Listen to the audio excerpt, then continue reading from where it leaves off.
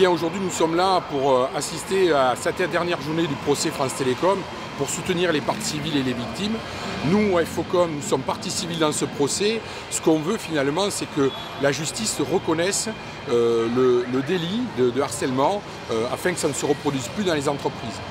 Malheureusement, ce qu'on voit depuis le début de la semaine et ce qu'on a vu tout au long du procès, c'est que les prévenus, les accusés, ne reconnaissent pas ce qui s'est passé, ils sont dans le déni.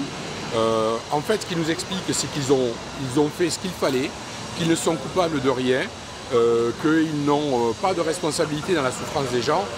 Et ça fait plus de 2 mois que ça se déroule comme ça, c'est insupportable pour les parties civiles qui, effectivement, ont subi cette souffrance.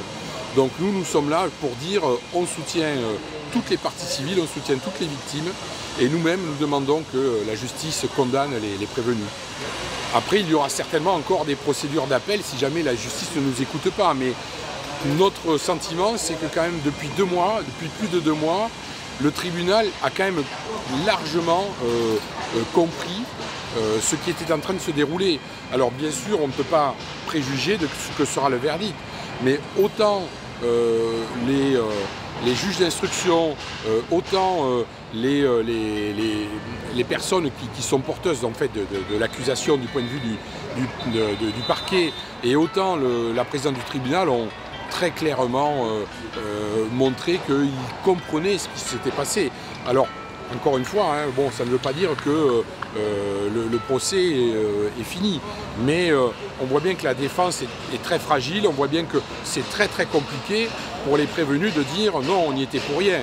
Enfin, les gens qui ont dirigé l'entreprise pendant des années, qui pendant toutes ces années ont poussé les gens dehors, ont déstabilisé les gens, et ont conduit à cette immense souffrance qui a conduit à des suicides, bien évidemment ces gens-là ne peuvent pas se sortir comme ça de cette procédure. Et s'il faut aller en appel, on ira en appel. En tout cas, nous, comme partie civile, on lâchera pas, c'est clair.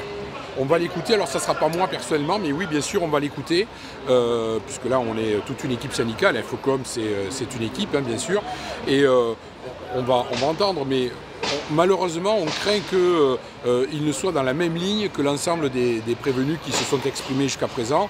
L'ensemble des plaidoiries de la défense, ça a été dans le même sens. C'est le déni complet de toute responsabilité dans la souffrance des gens, et ça c'est pour nous, c'est pas acceptable. Écoutez, c'est pas une question personnelle. Moi, si je l'ai devant moi, je dirais que je suis pas d'accord avec lui. Nous on est pour la justice, on n'est pas pour la vengeance.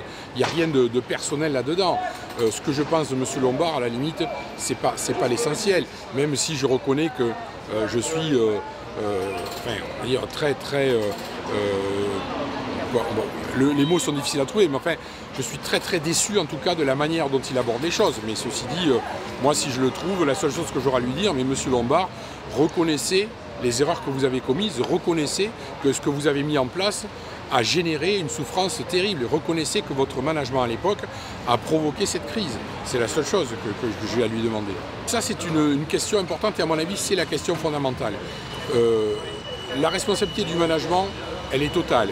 Maintenant, qui a mis l'entreprise dans cette situation? Qui a poussé France Télécom à l'époque à une situation de surendettement, à une situation où elle était en une obligation de s'adapter extrêmement rapidement, trop rapidement, parce que toute entreprise s'adapte. Mais à un moment donné, quand on demande à une entreprise d'aller trop vite, trop fort, ça crée ce genre de situation. Et effectivement, là, les politiques ont une responsabilité importante aussi. Il est évident que ceux qui ont décrété qu'il fallait que les télécommunications soient dans la concurrence, voire dans l'hyper-concurrence, ceux qui ont décrété qu'il fallait qu'Orange s'endette de manière phénoménale pour pouvoir aller acheter des entreprises à l'étranger, ceux qui ont décrété qu'il fallait absolument que France Télécom rentre dans les standards financiers d'entreprises privées, ceux qui ont décidé de privatiser l'entreprise, tout cela porte une responsabilité dans ce qui s'est passé. Parce que cette politique, c'est la conséquence de ça.